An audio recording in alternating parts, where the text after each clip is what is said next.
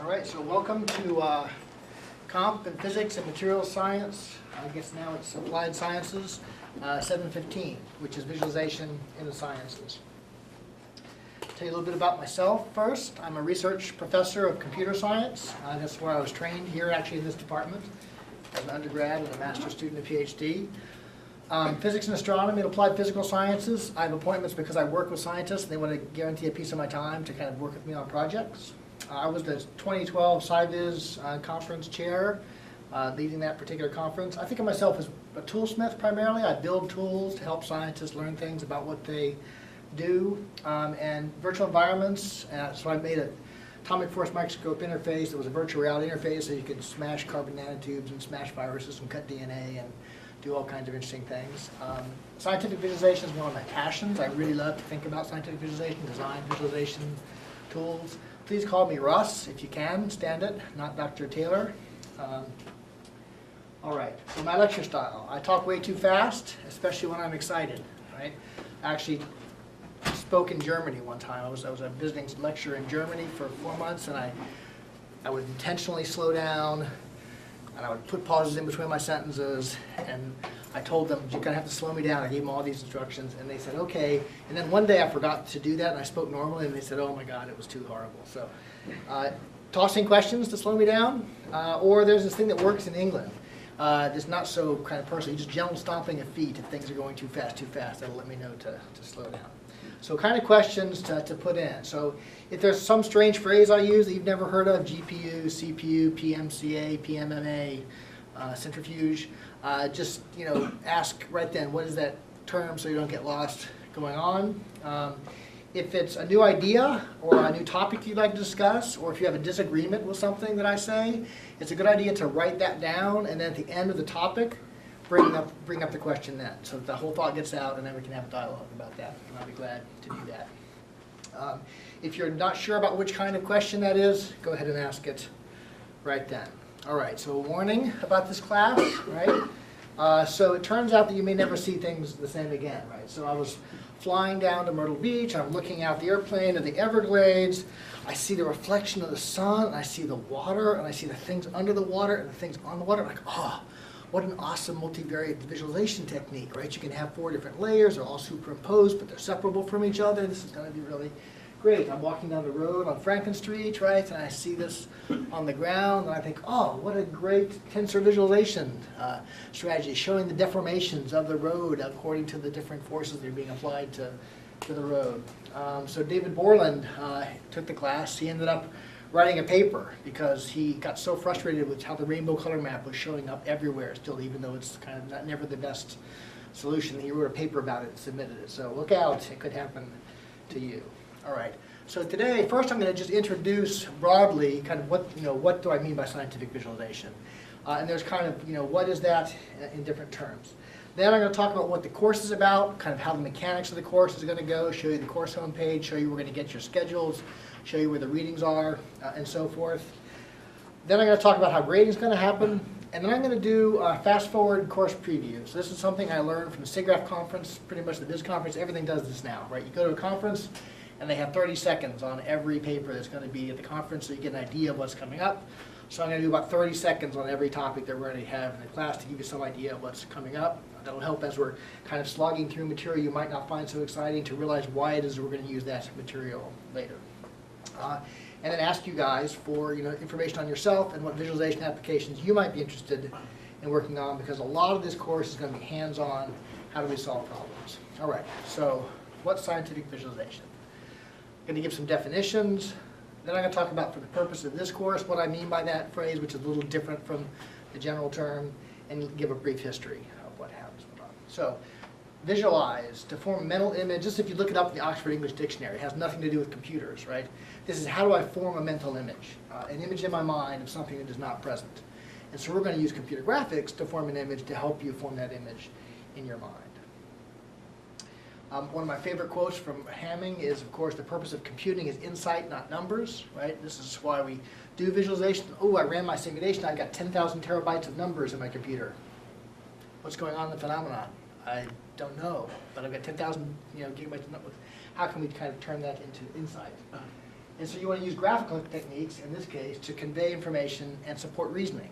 So it's not just here's a bunch of numbers and here's them organized, it's what's going on in there. How do I tease out some hypotheses about what's happening in that data set? So Jim Thomas talked about this as the science of analytical reasoning. His kind of wonderful phrase is detecting the expected and discovering the unexpected, right? And so sometimes you're looking at a data set and you expect some things going on, and you like to see, yes, I can validate that these things are going on, because if they're not there, there's some bug in my code. It's amazing how many times we give a scientist a visualization, and their first response is, no, this is all wrong, you've screwed up my data, I don't see this thing I'm looking for. And we look at the numbers, they look at the numbers, oh gosh, I was setting everything to 0 in that place, or oh, I hadn't included this term in my calculations. But then also, once you've kind of validated your codes, now you're saying, what's going on here? How can you discover things that you didn't know about in the first place, which is, after all, what a lot of science is about. All right, here's a long one, right? And so I put this in here because it's got some 4 questions that are going to guide a lot of our philosophy as we go through kind of figuring out how to display things. So what mental models most effectively carry various kinds of information, right? So every model that you produce has some important things in it and some trivial things out. Well, one person's important things is another person's trivial things, so how do you pick a model that best matches the thing that you're looking for, that best matches the question the scientist is asking?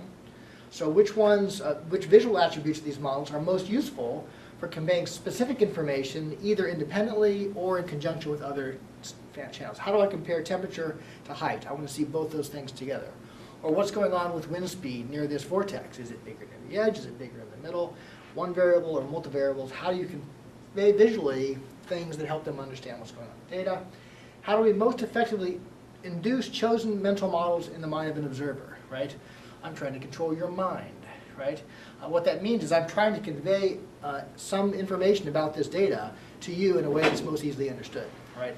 I want to show you, yes, there's 7 vortices here, and there's always 7 vortices in all of these visualizations, and that's the important fact.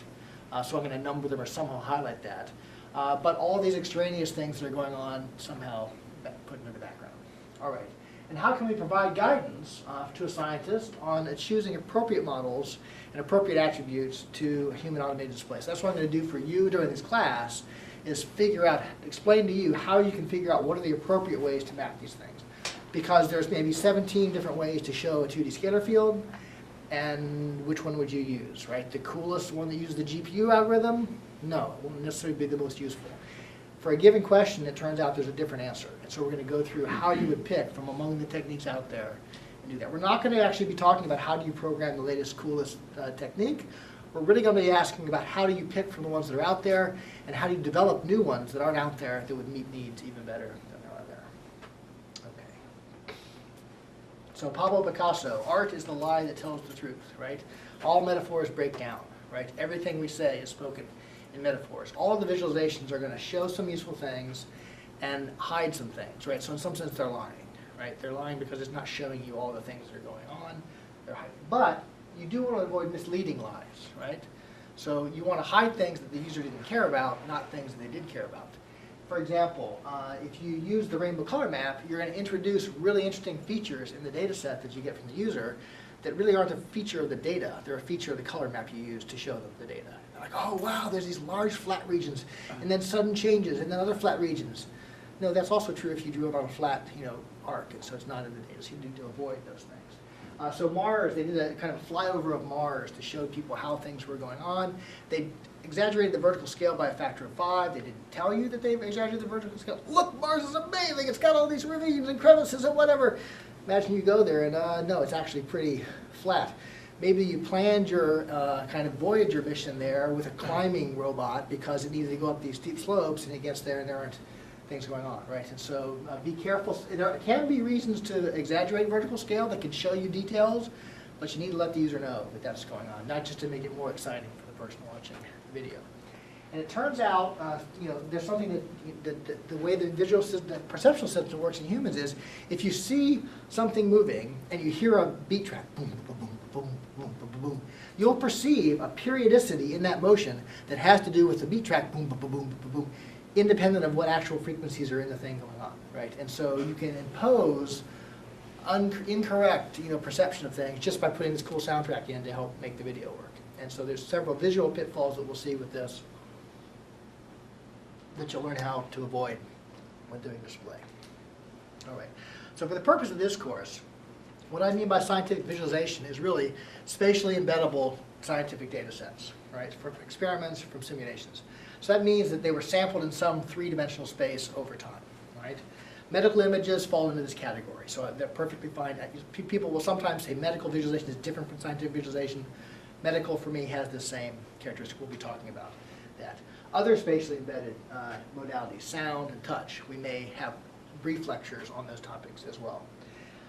And also visualization of display for presentation and teaching, right? So it kind of doesn't depend on the goal, right? It's not only for understanding of the scientist, but also for how you would present this to a colleague, how you would use this to convince somebody of what's going on.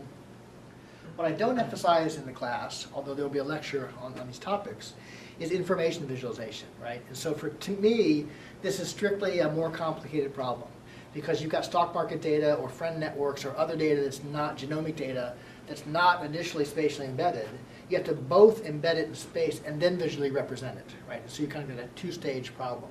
So other side viz people get upset when I say that because no, it's just a different kind. No, I think it's strictly harder because you're doing two steps instead of one. There'll be some examples of that in the class, but we're not going to focus large fractions of the class on doing that. Do you have an a priori organization that you start with? Yeah. Is that the right? So you have it right. It's a priori organized in two space, three space, and time. Right. You know, again, you can do this with other abstract data sets, but then you have to do both those embeddings. And the other thing is, people a lot of times will submit problems for the class. They're like, "Oh, this is a great project. I want to know what the volume and the deformation is of this, particular organ in a system," which is really taking images and producing numbers, right? Visualization to me is taking, kind of the image, the data set, and producing images that the scientists can then interpret, not that the computer can interpret to give you statistics on, right? So image analysis and visualization are not the same thing. They're often used together, and systems that you employ will often employ both. But I won't be talking about image analysis in this class. I'll be talking about how do you visually present things so the scientists can come up with a theory that then he could analyze in a way that they would want to do. All right, so brief history. Right, so a long time ago, people were drawing pictograms in caves, right? Da Vinci was drawing his airplanes, architects were drawing their buildings to give an idea of how you would visualize something that didn't exist, right? It didn't exist in the real world, it only existed in their minds, or to tell a story about something that exists somewhere else that you can't currently see. So it's a way of bringing a visual representation into your mind.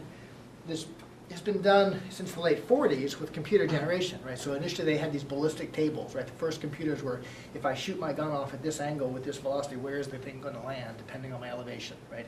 And they would plot them on the, if you've ever seen these ASCII art where the printers, in these trajectories, the asterisk is going across the screen to plot this. And then they would do it with lines to see what's going on.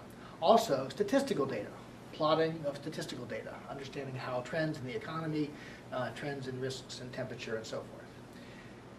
In the mid-'80s, things changed drastically in that there was basically this fire hose of data because computers could now compute fast enough, store enough information to do not just tables of 1D things, but 2D simulations, 3D simulations. We have CT scanners, we have MR scanners, we have satellites, we have lots of cameras everywhere taking pictures. So the amount of data really, really grew into a fire hose. And it turns out that most of the data generated by these massively parallel simulations on today's supercomputers are thrown away without ever having been looked at, right? This is kind of disappointing, right? If you're lucky, you'll have an ensemble run, they'll do some statistics and get a mean average of something that's going on there. But most of what's out there is computed and not even displayed. Now for a while this kind of made sense because you actually had to have a pretty beefy graphics workstation to do the visualization on. And so now mature cheap displays and powerful graphics workstations let you do a lot of this on your laptop or soon on your tablet or your phone, largely because of gaming, right? Gaming and blood splatter just really push the technology that we can then use for displaying simulations of medical data and other scientific data sets. Now, it's certainly true that the largest simulations require doing the visualization inside the giant supercomputer doing the simulation, but for a large fraction of things that are going on there, you can actually display them pretty reasonably. All right, so lessons from the Princess Bride. If you use Princess Bride references, I will probably get them. Gotcha. Unless the enemy has a study, he's a clipper. Which I have.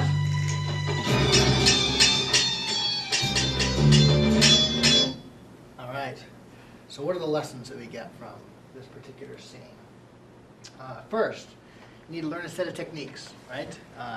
Different ones apply in different circumstances. You need to know them all in case your opponent has studied them, right? You know when to use them, singly or in combination, depending on the terrain and other factors that are there. And practice, practice, practice, right? It turns out that one of the guys there had done nothing but study swordplay from when he was 16 years old until he was that time. And I won't spoil the reason for why, you'll have to see. All right, so what's the course about? Doing these things, right? And use camera angle to make things look much more exciting than they really Camera are. angles, yes, camera angles. That's what I thought you were on about. Nope. Good. So we're going to learn available visualization techniques. What are the different strategies for doing this? What are their weaknesses and what are their strengths, so you know when to apply them, when not to apply them. How to combine them effectively on multiple display techniques. This turns out to be pretty important, and actually it turns out to be pretty challenging. You can do 1, 2, or 3 techniques on top of each other, and then things start to fall apart at 4, and it doesn't really matter which is the 4th.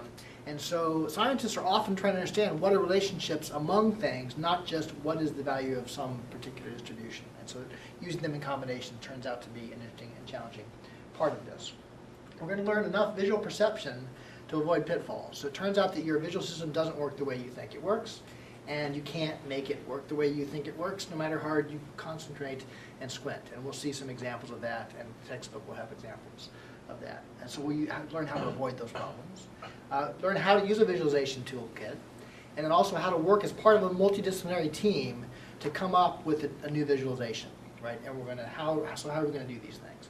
So we're going to learn these by doing, right? And that's, for me, the best way of learning something is I remember it. I've got something to apply it to right after I've learned it, so it'll stick into my mind. So visualization techniques, we'll be seeing examples and descriptions of those in the class. We'll be trying the techniques out on data sets, actual data sets from scientists. We're going to be learning to use a visualization toolkit by using a couple of VTK-derived tools to do visualizations. And in the final project, you can use VTK or some other toolkit to do your design. We'll be learning how to design visualizations by seeing how visual perception works and doesn't, and then designing visualizations and critiquing visualizations. So at the end of this class, you'll have on your resume, I've designed, 7 visualizations for custom problems, and I've critiqued, 7 times 20 visualizations of these things. And so you really have thought about what works, what doesn't, why it works, why it doesn't, and I've heard feedback from your colleagues about how to make those improvements. And then we're going to have, at the second half of the class, kind of a concentrated effort on how do we work as a team to design a visualization for a particular scientist. So it turns out that I've actually reshaped the homeworks in this class 3 times to kind of take it from just thinking without the data to work on to actually, trying some techniques out, then learning them, and then both kind of doing them on actual data sets with real questions, and then critiquing them. And so you get a real kind of soaking in that particular data set once. You'll have 5 different homeworks, and then you'll have another kind of run through that design space for the final project, going deeper into one of those, whichever is your most interesting one to work on. All right, and so give some examples of visualization. What I'll be doing is most classes will start with a couple of examples that are videos that are going on. I'm not going to have the time in here to show you all the visualization techniques that are out there, but this is a way of kind of giving you brief snippets, because often it's useful as you're coming up with a design to think back, oh, have I seen anything that might be good for doing this? And these snippets will give you kind of an example of how to do that. Some of them are good examples, some of them are poor examples, and I'll try to remember to remind you when the poor examples are what's going on. And some are more exotic and some are more standard. So let's go look at a few of those for today. This is going to start with a poor example.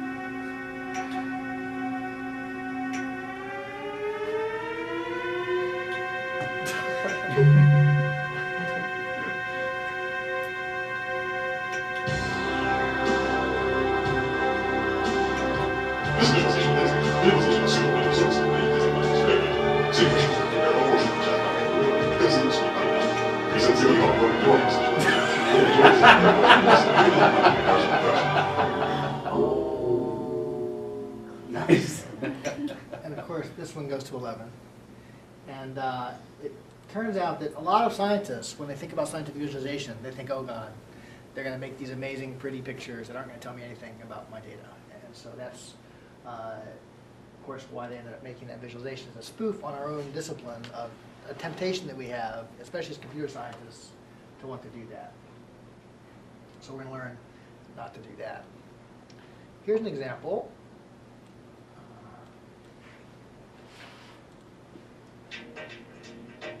Oh, we're going to see some periodicity here. And it's going to have this periodicity, whether or not it's in the data. Combustion scientists used direct numerical simulations to study the interaction between turbulence and chemistry in turbulent jet flames. Of particular interest are intermittent effects such as extinction and autoignition, which are difficult to identify in large-scale simulations. In this study, the data comprises over 350 million grid points and 230 time steps.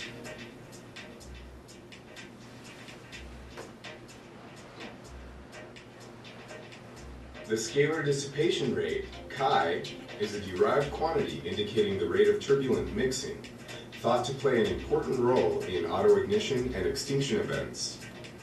All right, so here it was way cooler to look at the flaming, kind of glowing red thing. But here they're combining a little bit of feature detection and visualization to try to show the structures that are essentially interesting and throw out the outside that was so cool to look at but didn't tell you a lot about the internal structure of the turbulence. Contours at locally varying ISO values in the chi field are thin, pancake-like structures that undergo compressive strain by turbulence.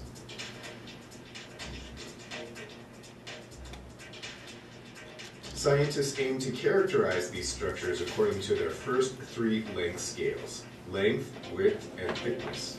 The thickness is particularly relevant as it provides a direct measure of the local mixing scale.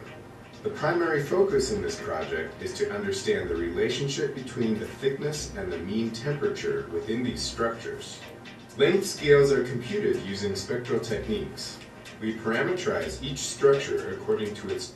Okay, so here they're actually going to go further and do some image analysis as part of the visualization to say, okay, if the scientist tells us what are the important features of these structures, how can we further simplify what we're showing them by pre-computing those statistics and showing you the visualization of those statistics. And one of the things that we're going to see as we do visualizations is what are the derived data sets that we should have? How should we remap the data from longitude, latitude back into 3 space? What's the right mapping? What are the right derived data sets to help support answering the questions that the scientists are looking for? And, don't get freaked out that it's spectral eigenvalue decomposition. That's not normally the go-to first thing that we look at. into its first non-trivial eigenvector, and compute the length as a geodesic distance between the minimal and maximal function value. Subsequently, we extract contour curves as several isovalues. Fill these with a harmonic surface, and repeat the process to compute structure width. Finally, the thickness is computed as the length of contours in the harmonic surface. We have designed and built a general framework that supports feature-based statistical analysis and deployed it to study the scalar dissipation structures. First, we compute a merge tree of the scalar dissipation rate, providing scientists with a multi-resolution family of features that can be explored using a relative persistence measure. Statistics of interest are accumulated on a per-feature basis and are updated on the fly as the feature hierarchy is explored. Our tool supports aggregation of first through fourth order moments. All right, we're going to cut it off there. So the other thing that this shows is combining not just display of the data, but also control of filtering out which portions of the data set that you want to see and kind of merging them together on the screen. And lastly,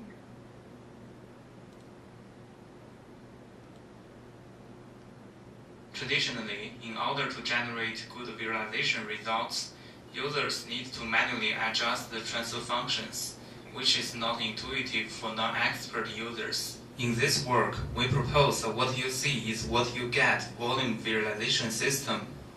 Users can change the appearance of visualization results by a full set of sketch tools. User can directly erase part of the volume by sketching. Oh, that's creepy. Isn't it creepy? The color of the features can be adjusted by the colorization tool. The brightness of the features can be increased or decreased by sketching. Users can apply direct contrast enhancement by painting. Silhouette lines can be added by sketching on the boundary of the visual features. The boundaries can also be blurred. Users can navigate the outer layers by the peeling slider.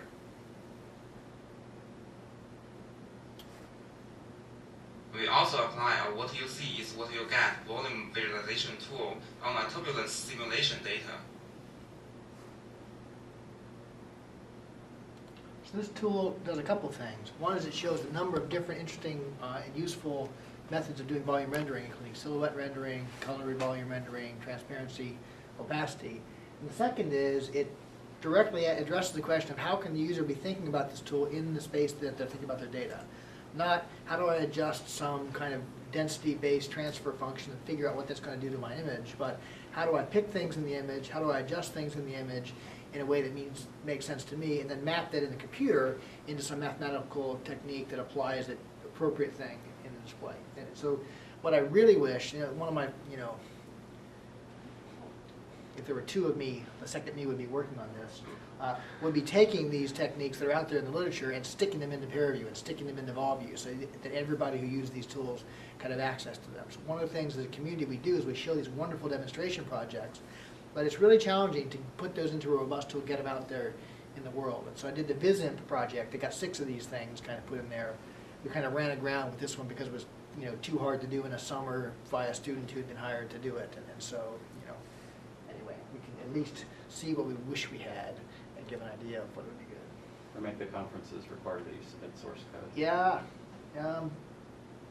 yeah, we talked about that. The protein data bank does that with structured data. It got quiet. That's okay. That's okay.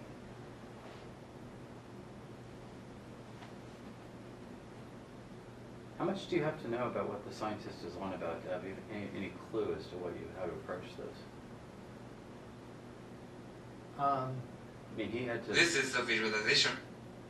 In other words, how much do you have to understand the underlying science to know what might be an interesting way to visualize it? I mean, they're obviously looking for particular sort of topological features in this There's a whole flame or whatever it was. There's a whole lecture on how do you do that. Yeah. And it has to do with how do you speak a common language and how do you tease apart the things that are nouns that you don't necessarily have to understand from the deep concepts that you do understand. Yeah. And it's not easy, but it's doable. And I've got some strategies for doing that I'll talk about 3 weeks, third week of the course. Result as CT scan volume data with our system. But the ideal for us is we come up with a system you can use for turbulence data, you can use for medical data, you can use for other things.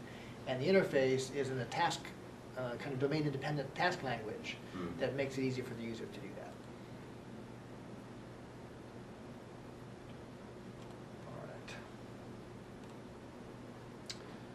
So you can go to my home directory, and I've got a link in there to the course pages. There's also a computer science courses link to get to the home page. You might have already all seen this. The course description is on there. The list of textbooks is on there.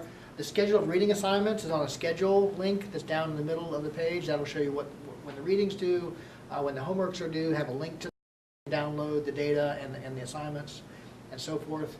It's got a link to slides for lectures I've already given, and so I'm going to try to upload these the morning before I give them. I don't always make that, but these slides are now available online if you want to kind of download them. Homework assignments, final project description, and then some related links are on here as well. So the textbooks for the class. The main one that you're going to end up buying is Information Visualization, Perception for Design by Colin Ware. Colin Ware is a perceptual psychologist who came over to the dark side and is teaching now everything you need to know about the visual perception system to fool it, right, or to display things to it effectively. And so this is not a treatise on perception as so much as a treatise on how to effectively display things and what you need to know about perception to do them. The third edition, which this is, actually includes something that I thought was really much helpful compared to the other two for teaching a class. He's got particular, in fact, this is not the third edition, this is the second edition. The third edition has got guidelines for, here's a bunch of things, but here's like what you want to think about when you're doing design, right? Here's the design guideline, here's the design guideline. Now, he didn't want to do that because there's not like a strong, fundamental, calculus-based rule set for how to do this. They're rules of thumb. They don't always apply, but he would tell you here, rules of thumb, rules of thumb, rules of thumb. So it gives you kind of a go-to set of ideas to try out. And so the third version of this textbook is better than the other two. And in the homeworks, I'm going to have you describe why you made your decisions based on those guidelines. And when you critique another person's visualization, you'll do it on the basis of, here's the guideline that would lead me to pick this other thing instead. And so having the third edition is going to be important. The good news is it's been out for a couple of years now, so there should be used ones. Also information, so our visual cues, practical data visualization. This is a couple who worked at the national labs, and it's just a bunch of different examples of data sets. Right, so this will go beyond what I show at the beginning of class and what I show in class. It's a little bit old, right, so there's not a lot of newest techniques that are in here, but it's got a lot of variety. And it also describes for each one what they're trying to answer, what the technique was, and what they were going for with the visualization. And so early on, the homeworks in the class were looking at one of these, taking their design, critiquing how you would do the design differently, but then it was frustrating because you couldn't do the redesign because you didn't have the data, right? And so the homeworks now, you'll look at it, you'll do your own design, and you'll critique what's going on and how you would do it better with the data, so you can try them out and see if your intuition actually bears out when you do the homeworks. All right, so this book showed me, again, that my eyes are doing things that I didn't believe that I didn't believe they were doing. I'm like, no, you're lying to me. That's not how my visual system works. No, sure enough, that is how my visual system works. So this talks about how to avoid misleading and how to show things in particularly effective ways. There's also some other books by Edward Tufte that are kind of, they aren't good for a textbook because they are not kind of structured in a kind of uniform way, but they're wonderful, beautiful examples of design gone well and design gone poorly, and taking a poor design and making it better across different fields. And then Felice Frankel's, she's a photographer, but does envisioning science, right? She talks about how do you lay it, how do you form, how you would pick a camera angle, how you would pick lighting that makes things as understandable as possible. Those will be on reserve in the reading room, which will be talked about here. Yeah. So on the second floor of this building, in the northwest corner, this building being Brooks Building, it used to be the bus stop was out there, and there's glass windows. You go around to the right, and these books are there on the shelf. So you can go there to read them and look at them each week. Homework policy, due by midnight on the day it's due. So that's it. If you all kind of say, no, we hate that, make it 5 o'clock, I don't care when it's due actually, but midnight seemed the most liberal of those goals. When you say it's on reserve in the Citizen Reading Room, does that mean like we can take them, or does that mean like just read them in the most of them you need to just read in the room. The Keller and Keller, there's actually might be enough of them that you could kind of borrow one and bring it back. Okay. Yeah, I think there's like 15 of those in the room. There's 60 people in the class, so that should work out. Okay. If you take one out, send me an email letting me know you have it. That way I'll know where to go do that. All right. So the first homework, which is running the peer review on sample data sets, is going to be due the Thursday after next. This is basically making sure you know how to use peer review, making sure you know how to save pictures, upload them to the WordPress site, do comments on other people's things. This is basically a technology run-through so that when you're doing homework 1, you don't realize right when you're about to submit it at 11:59, you don't know how to upload the file or something isn't right with your password or whatever. I'm going to have this uploaded, give me till Tuesday. Before you really start looking at these. Go ahead and start downloading peer review, downloading VolView, kind of looking to see how those go, make sure the installers work. We're actually using the release candidate 2 of peer review, and so we'll see. It's got some new features that we didn't have in the previous version, and I'm willing to take the risk on your part of things crashing, and we'll work through that. You can always go back to an older version of peer review if you need for some particular thing, if there's a problem, but we'll be going with that. If you ask me a question, if it's a question about like how do I log into this, or how do I do this technical thing, might want to just go ahead and send it to the whole mailing list in the group, and some other student may beat me to the answer. If it's a design question, you should ask me directly and not the whole group. If it's kind of a problem, if it's an issue with how do I make something work, I'll probably respond to the whole group just to let everybody know how to do that particular thing. All right, readings for each class are found on the course schedule page. They're split between the Keller and Keller book and Colin Ware's book, and then some other things that will be downloadable and PDF files you can look at. So warning, chapters 1 through 4 come on fast in the information biz book, so get started early. Basically that's because we want to know a whole bunch, this class we want to do everything at once, right? We want to know a bunch of techniques, but we want to know how the visual system works so we can apply them, but we also want to know how to use a toolkit, but we also want to know the data sets. And so, we're going to kind of go around the wheel a couple times, but there'll be a lot of reading right at the beginning to kind of get us to the point where we can talk intelligently about how the visual system works and how you would design, how you would choose different designs. So the homework is going to be using visualization toolkits, in particular applications built on VTK, and applying techniques to sample data sets and reporting on the results. So the first part of each homework is going to be like, here's some example data sets, and here's some example techniques, just to make sure you can go through the mechanics and make them work. The end part is the part where you really get the chance to do design and really think about what's going on. And those will be either the visualization design contest or some data sets I get from scientists or data sets I get from you or your collaborators. Real scientific data, real questions that they have about this data. The deficit of that is sometimes it stretches our software to the limits, sometimes it can be hard to understand. The benefit is at the end of the semester somebody actually cares about the answer, what you did for your homework assignment. So I've got 35 of these from past classes we could do, that are known to work, but to me it's not as exciting to work on a kind of toy problem as one that somebody actually cares about what's going on. And so we're going to go with the ones that care about. Sometimes we'll have to subsample the data sets to make it so we can fit them, and so we'll deal with the issues as we need to. All right. Then we're going to evaluate the effectiveness, right? How, multiple techniques on the same data set, which is the more effective one. And we're going to design based on perceptual information from Colin Ware's book, right? So how do we, given the visual system, given this question and this data, what's the best design that we can do for this particular one? All right.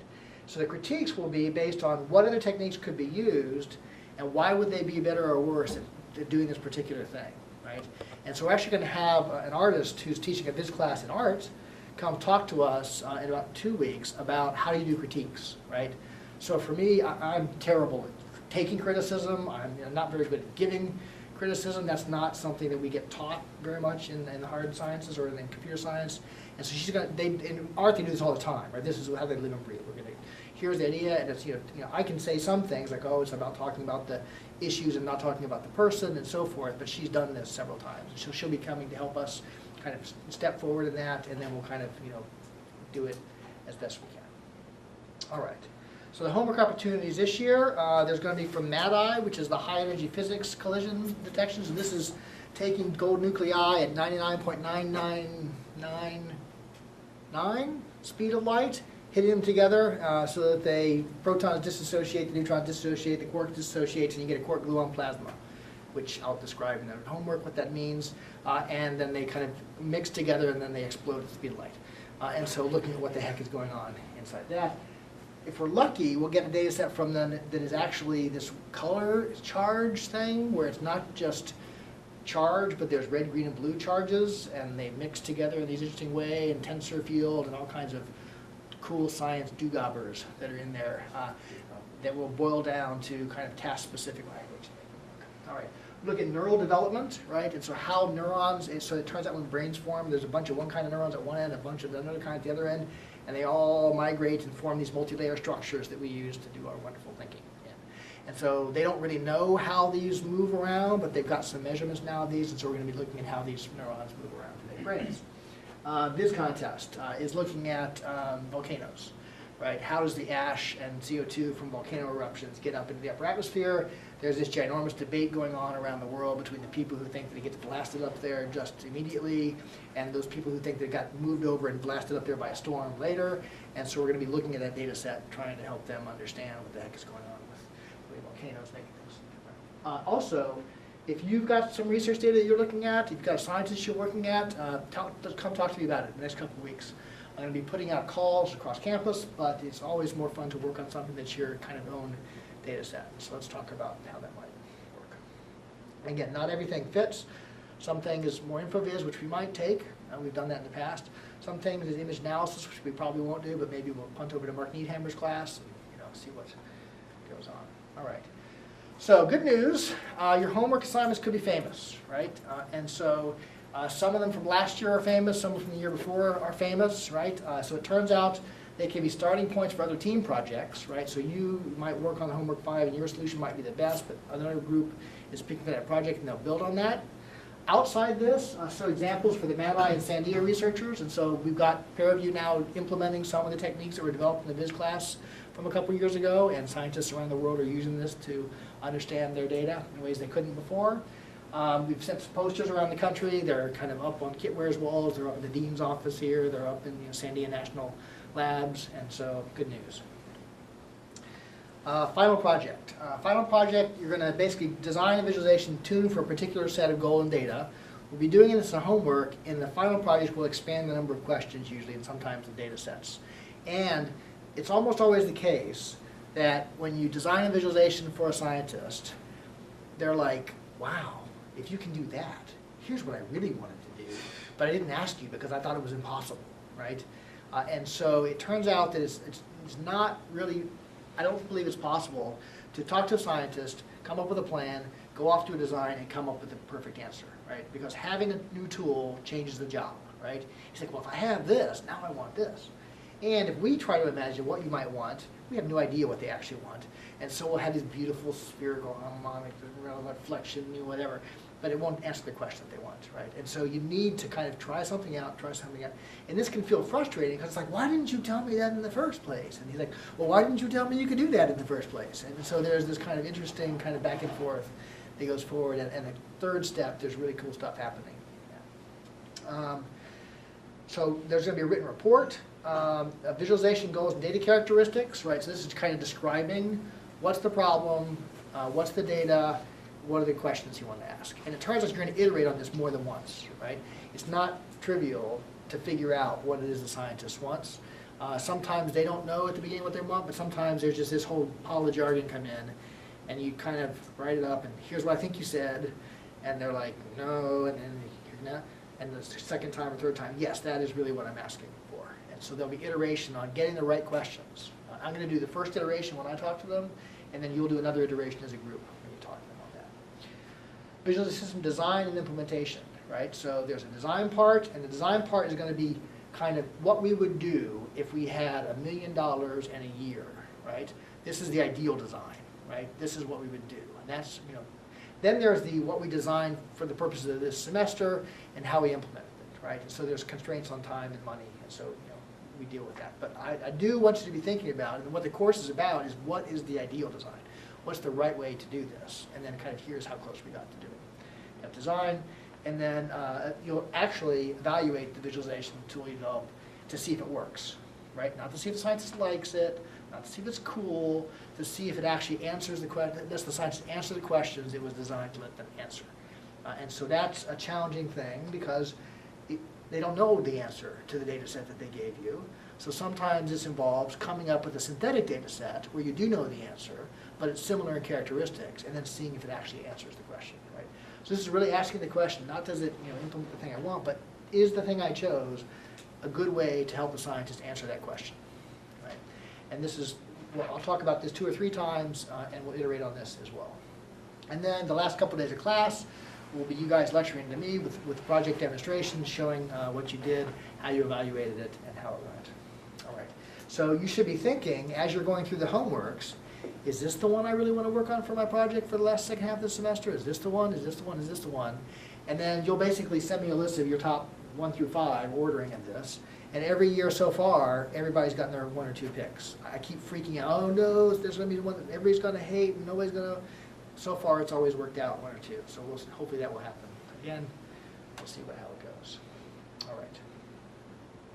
Grading. So 50% of the grading is on the homework assignments, 50% of the grading is on the final project.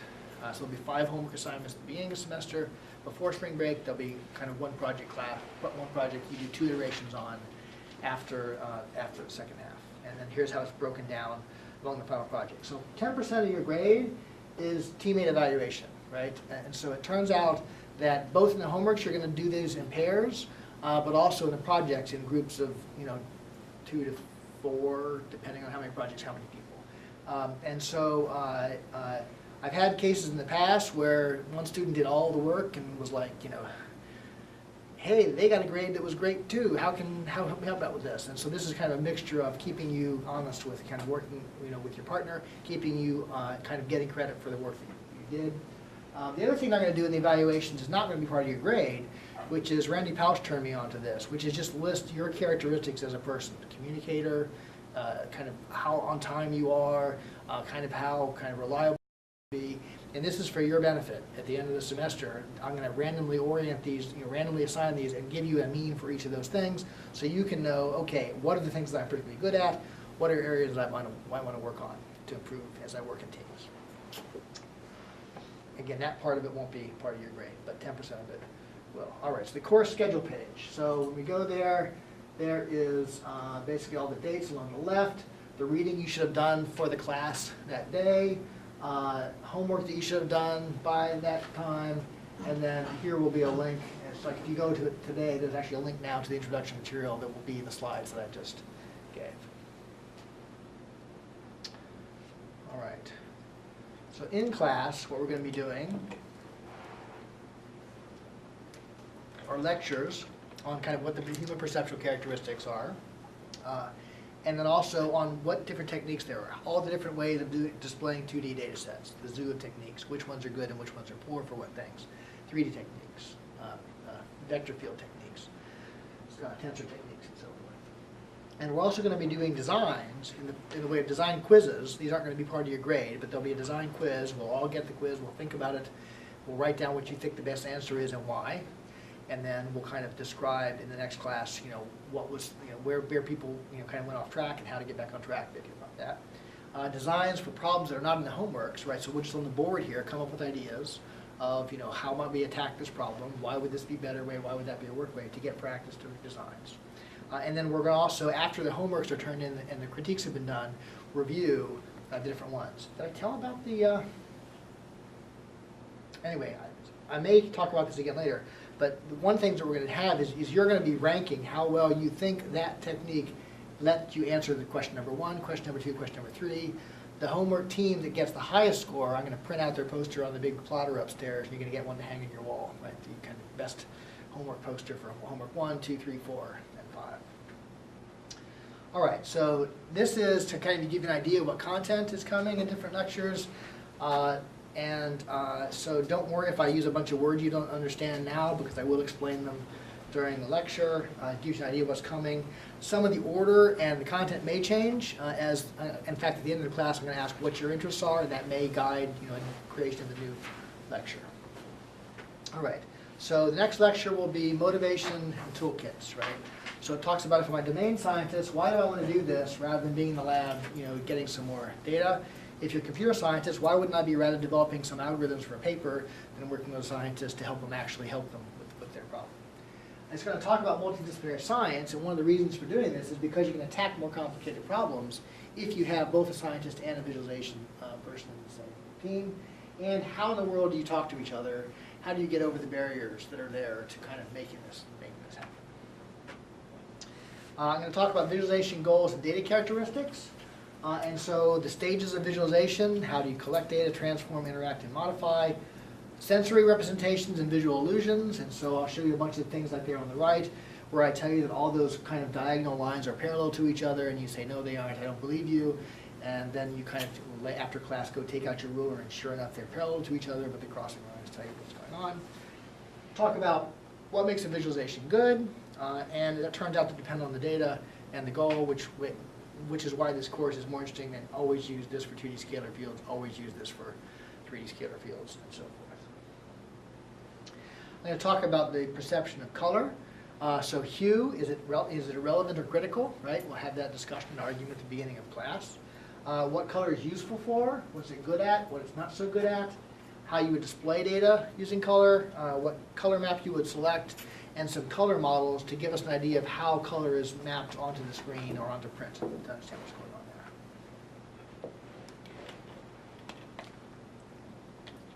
there. Then we'll have a whole lecture on surface perception with more visual illusions. And so it turns out that the human visual system is not an absolute brightness detector. And so I'll tell you things like all the bars and that upper image and the right are the same brightness. And you say, no, you're lying. I said, you're lying. When I actually sat in my car with my pocket knife cutting out little things to put on the book to see, no, sure enough, they're the same color. Tell you about why PowerPoint slides for your whole life. You can change the color all you like and it doesn't help you ever see what's in the words. And why luminance is so important for understanding what shape perception is going about. I'm going to talk then about all the different 2D scalar visualization techniques there are: color maps, contour lines, height fields, texture, displays, transparency, when you would want to use each, when you wouldn't want to use each, how they work together a little bit for a couple of displays. I'm going to talk about information that pops out, right? So how do you put a display together with icons? So this will be useful for information visualization. Is what if I wanted to show all the different shopping patterns, but highlight the ones that I care about? These people are going to buy my product, right? How do you display things in a way that immediately and rapidly they can see them, rather than have to serially search the entire field to see what's going on? Some things you can do that way, some things you can't do that way. And then looking a little bit at texture. All right, a lecture on 3D scalar field visualization. So you can slice it back into 2D. That's kind of cheating, but works really great. You can take surfaces in 2D surfaces in 3 space. You can do direct volume rendering of the resulting thing, like we saw in the video just a little while ago. And you can do glyphs, right? Little small icons that show up in space and show multiple variables in space. Then we'll have a lecture on vector visualization. So you can take particles and fly them through the air and see really cool effects. You can leave lines behind those particles and leave streamlines or streak lines. You can use glyphs, little arrows showing where things are going, texture, surfaces, and color, right? All the different ways of displaying 3D scalar fields, vector fields. Then we're going to have a lecture that's kind of a little weird, right? Those were all kind of, if you want to show a couple things. This is if you want to show more than 3 things, how would you go about doing it? And it turns out that, we tried as a research group for 5 years. Let's do this first, then this, yes, yes, yes, and the fourth thing, well, let's do this other word, then yes, yes, yes, fourth. And so it turns out that there's some particular problems that you come into where you're basically overloading the luminous channel and the frequency channels, and things become a mush after too many things are on top. So there's particular techniques you can do either in statistics to reduce that, or by separating channels with color or size or orientation and showing parallel displays. That this lecture will aim at showing how all those techniques will do. There's going to be a lecture on evaluation, right? And so this is how do you decide which is the best technique to choose to, stop, automatic shutdown. Right. So this was a user study done to look at different ways of displaying vector fields and asking, okay, how accurately can people trace where the center of this thing would flow out of the circle, right? Here's with this kind of texture technique, with a glyph technique, with all these different techniques, and actually studies how well, what's the errors in these things. And this is the kind of design you're going to be doing for your technique to say, okay, how well can they answer the question using this, using questions that are similar to the ones that my scientist wants to know for their data sets. Just thinking really hard. Okay. So we're going to talk about design examples. Right, so these are all different examples that were either finished or started as course projects in this class. Some of them went on to be papers, some of them went on to be dissertation projects, some of them went on to be patented and licensed to Siemens. And so it's kind of looking at how do you what this might look like at the end of the semester and what this might look like beyond this semester, to give you an idea of, okay, here are some example designs that people did for these particular questions. A lecture on surface shape. So what is it that makes an object, right? What are the visual characteristics that group it into an object? how important are silhouettes, how about object-based display, right? So instead of drawing, 6 bar graphs, how about if we make an object that has all the data sets all in one particular display, and how effective can that be? And what is surface shape perception? How can you improve it by adding textures, by adding different things to the surface? Then we're going to talk about depth cues. This is so how you see 3D, right? And so there's this weird spinning window that looks like it's kind of going back and forth. In fact, it's going around in circles. And so it's not actually a computer rendering. You can see that there's a screw in the middle there. This is the big head on one side. So there's some perceptual illusion going on in 3D perception that we'll talk about. Artificial depth cues, real depth cues, ones that work with one eye for static pictures, with 2 eyes for static pictures, one that works when things are moving, to give you an idea of kind of how you can apply these to your visualization techniques. What direction is that spinning? Yeah, that's the question. It's not. Go to the Sportorium, you can see it. We'll have a lecture on tensor field visualization that will include a description of what's a tensor field and how do you think about that. For me, tensor fields are like Fourier transform. It's like the first time I learned it, it's like, this makes no sense. The second time, this makes no sense. The third time, that's so obvious, I don't see how anybody could not have understood that, right? And so I'm going to try to go through 2 or 3 different ways of explaining tensor fields, and we'll see if the same thing happens for that. Then we kind of get into at the end of the semester, you'll be working on your projects, and I'll be talking about a variety of different techniques, right? So Tufte's books, some hierarchical visualization techniques, some infoviz techniques, kind of to give you a very kind of broad but shallow kind of introduction to a lot of different things that are out there. Here there's props, which actually moved up to the earlier lecture in this class. Some tying analysis into visualization, so indeed the next question the scientist asks is, well, I see this cool thing, tell me exactly how warm it is here, tell me what the volume is here, tell me what the shape of this thing is. I'm going to talk about some of this work that I've done on nanoscale science, and so this has been developing tools, again, to take atomic force microscopes, which are basically little sharp points, and move them around at the nanoscale and feel, touch, and see things that are going on there. Take little carbon nanotubes and put paddles on them and bend the carbon nanotubes to measure the torsion of the nanotubes, and basically letting the scientist think about, how do I do my experiment, not how do I program an Etch-a-Sketch to do my experiment for me in some strange dimension, space that doesn't make any sense to me. May have a lecture on haptic display. Some years do, some years don't, depending on what your interests are. So this is not just seeing things, but how would you go in and touch these things with little robot arms that basically are used in reverse. And so you can do surgery simulations, you can do kind of editing of objects, you can do all kinds of interesting things. What happens when the visual and the haptic cues are different and are not consistent? What happens when the auditory cues are different from the visual cues? I mean, how do you deal with cue conflicts? Maybe a lecture on bioinformatics. And this is one that is not in my kind of center of expertise, but it's a lot of people in the department are growing interested in that, and so usually we have a lecture on bioinformatics. It kind of shows you the different techniques that are out there being used on that because it's a growing area of interest. And then, of course, you'll have your final projects where you lecture to me and to the rest of the class, and we'll see the cool designs that you guys have done over the course of the semester. All right. So I'd like to find out a little bit now about you, what name, what department or curriculum you're in, and what do you hope to get out of the course besides the things that I've already talked about. And so as I kind of think about what are going to be the lectures at the end of the semester, I can think about which one. Good, we have a whole lecture on kind of how to do that. All right.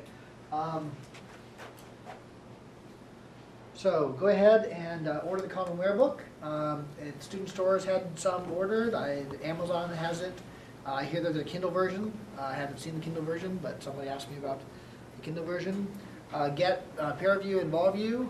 There's a set of instructions linked from the schedule page on how to get those tools. If you don't have a machine that you can run them on, we can put them on a machine in the lab, so let me know if you need that during the course of the semester.